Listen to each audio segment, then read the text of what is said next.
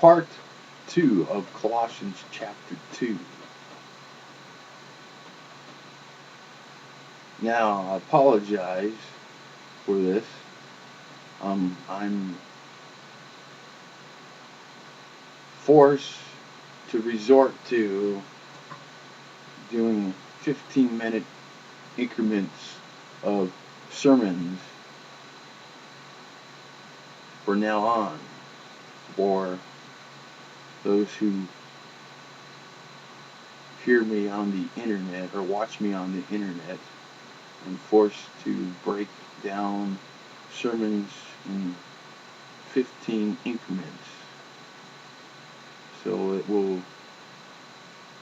there'll be 15 minutes of a sermon, and then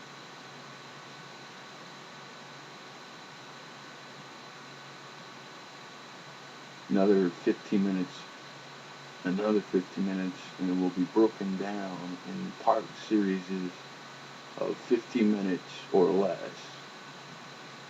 in the category of part 1, part 2, part 3,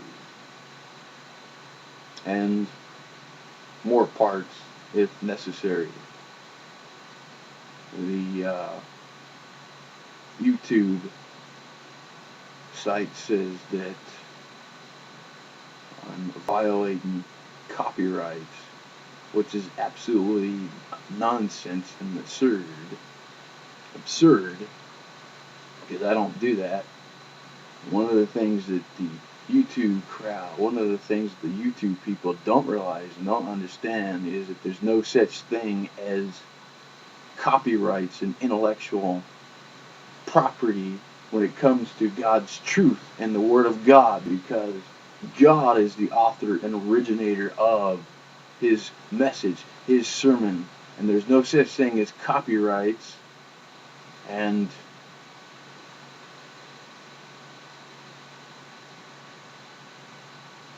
intellectual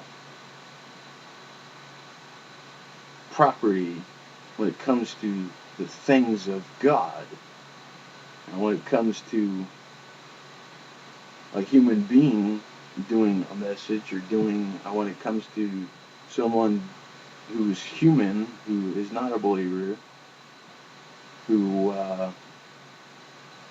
comes up with ideas and thoughts and all that kind of stuff, one can say that there is copyrights and intellectual property. But when it comes to God and the Word of God, intellectual property and copyrights do not exist when it comes to the things of God and His Word. And if anyone wants to credit themselves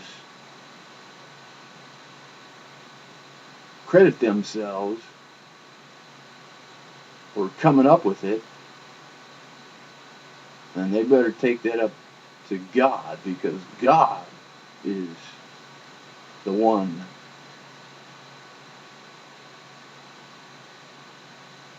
who came up with it. Not man, but God. And God does not like when people take credit for what God has done and created.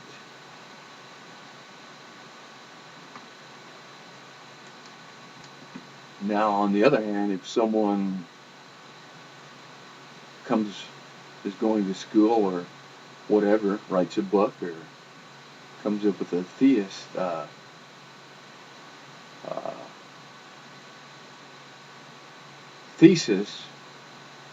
then they can take credit for their thoughts and ideas. But when it comes to God and His truth, if any man takes credit for God's ideas, they are seriously in the wrong. And God does not like when man takes credit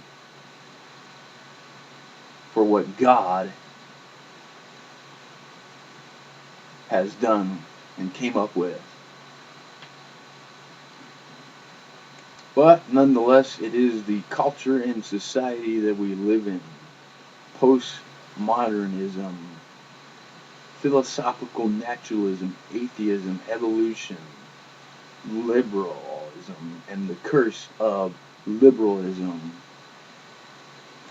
But nonetheless, God will not stop his message from coming forth. The word of God cannot return back void. And as always, there's always justifiable reasons to do God's way rather than man's way. If any laws that man comes up with, whether it's higher or lower courts or whatever you want to call it,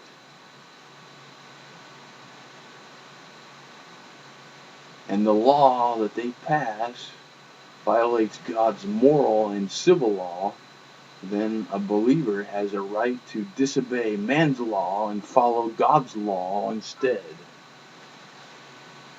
It's called conscientious objector.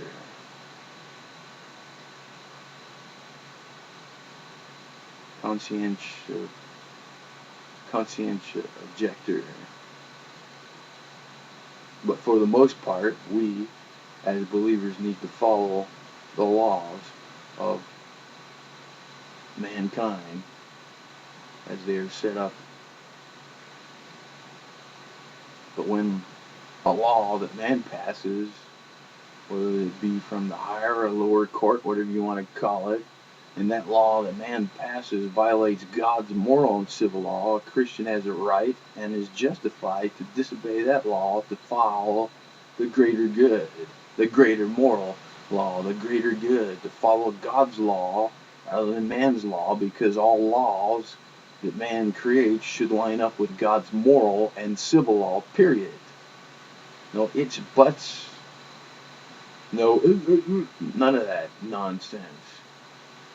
What God says is absolute, and what man says is not. Although we know the back of the book and who's going to win, God's going to win and triumph over Satan, the devil, and his enemies, we as Christians are still going to suffer persecution.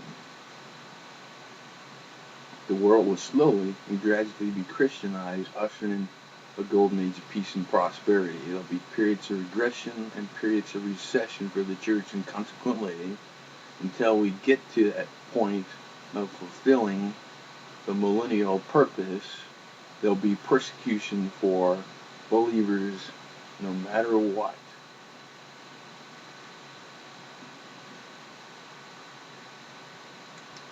But and the early church suffered persecution for preaching the gospel. But if you choose to disobey man's law, whatever part of country or civilization you are a part of, you must use discernment,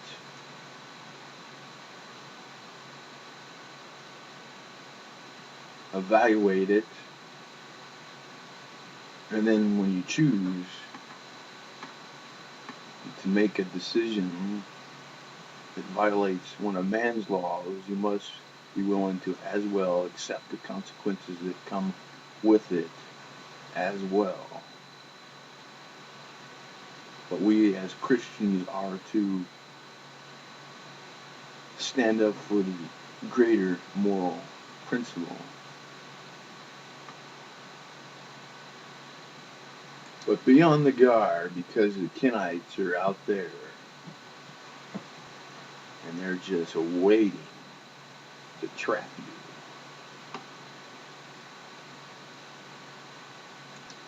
Colossians chapter 2, verse 1 and 2. Today I'm going to use the New King James. For I want you to know what a great conflict I have for you and those in